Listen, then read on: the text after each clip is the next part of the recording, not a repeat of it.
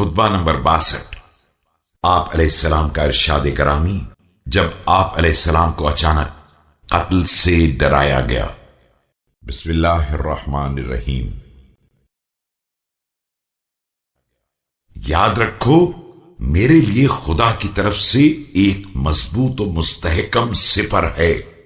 उसके बाद जब मेरा दिन आ जाएगा तो यह सिपर मुझसे अलग हो जाएगी और मुझे मौत के हवाले कर देगी। उस वक्त न तीर खता करेगा और न जख्म मुंदमिल हो सकेगा। Surely, there is a strong shield of Allah over me. When my day would come, it would get away from me and hand me over to death. At that time neither an arrow would go amiss nor a wound would heal up.